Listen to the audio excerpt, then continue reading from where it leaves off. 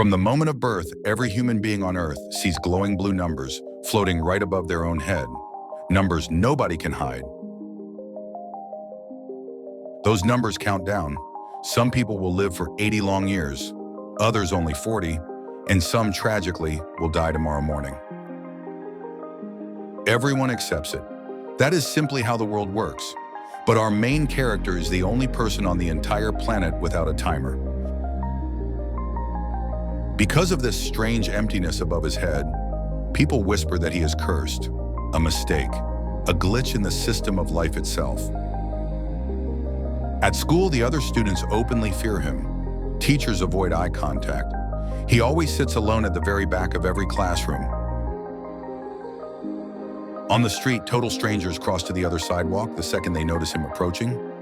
Mothers pull their children closer. The government has tried for years to study him. Endless tests, brain scans, needles, sealed white rooms, scientists in masks.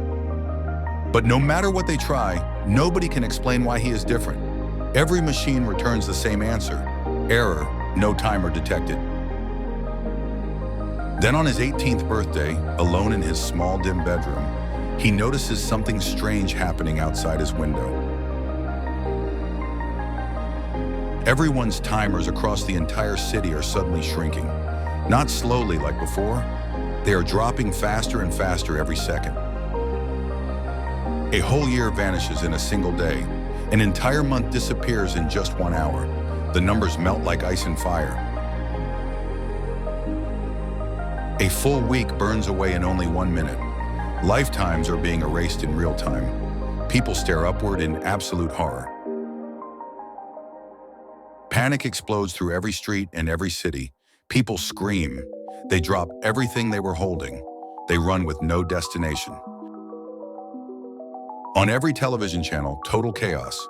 News anchors with their own timers crashing live on air try desperately to stay calm. Millions of families gather around their screens, watching their lifetime evaporate in front of their eyes. There is nothing they can do. Some people now have only hours left to live. They abandon their cars in the street and run home to find their loved ones. Others have only minutes remaining. They fall to their knees on the cold pavement and weep, holding the people they love close. But above the main character, there is still absolutely nothing, just empty air. While the world ends around him, he remains untouched. Night finally falls over the dying city. Fires burn in the distance. Sirens echo without answer. The neon signs flicker like dying stars. Adam walks alone through empty alleys, desperately searching for any answer. Why him? Why was he the only one ever spared? And then from the deepest shadow at the end of the alley, a figure steps slowly into the light. A girl, calm, smiling. Above her head, the timer has already reached 0. Triple zeros glowing softly. But she is alive, standing, breathing, looking at him. She tilts her head and speaks softly. Her voice is gentle but certain. She says, "I have been searching for you my entire life." Adam stumbles backward, confused and afraid. "Who are you?" he asks. "How is this even possible? Your timer is 0. You should be dead."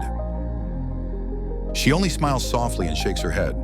Then she turns and walks away, gesturing with one slender hand for him to follow her. After a long pause, he follows. She leads him up a long staircase to the very top of the tallest skyscraper in the city. She raises one hand toward the dark, starry sky and whispers a single instruction. "Look closely, Adam. Look at the city beneath us." "The timers," she says quietly, "do not show death. They never did. Everything you and your entire species ever believed about them is wrong. Those numbers above every human head show only one thing: the exact time remaining until that person finally wakes up from the dream." Adam just stares at her, his mind completely racing. "Wakes up," he repeats slowly. "Wakes up from what?" What are you actually trying to tell me? Humanity, she answers in a calm voice, has been asleep this entire time. Every man, woman, and child you have ever met is dreaming. The whole world, every city, every memory you carry, every friend you have lost, it is all one enormous artificial system, a perfect cage. When a person's timer finally reaches zero, their body in the dream simply dissolves. And in the real world, far away, they open their eyes. Adam grips the cold metal railing of the rooftop. His breath stops in his throat. So nothing here is real, he whispers. Nothing at all.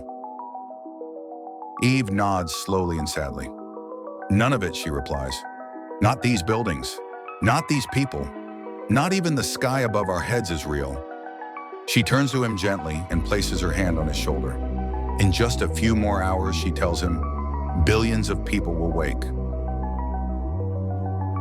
Every single man, every woman, every child on Earth, they will all leave this dream behind forever. The simulation is finally ending tonight. But you, Adam, she says quietly, looking him directly in the eyes. You will not wake up. Not now, not in a few hours, not ever. Adam's eyes widen with raw terror. His voice trembles when he speaks. What do you mean, he asks. Why not me? Why am I the exception? Eve falls completely silent. She looks down at her own pale hands. The cold wind blows between them for several long seconds. She does not answer. Finally, after a long, unbearable pause, she lifts her gaze to meet his. Her violet eyes are now glowing with an unnatural, supernatural light. Because, she whispers, her voice barely audible above the wind. You are not the one who was trapped inside the simulation, Adam. You never were. The simulation, she says, looking right through him, the entire world, every person, every memory, all of it, it is inside of you. Adam staggers backward in absolute shock. The entire city around them begins to dissolve into rising green digital code. Buildings break apart in the air. He slowly looks down at his own trembling hands. Glowing blue numbers and lines of code begin to appear beneath his pale skin. Then the screen goes black.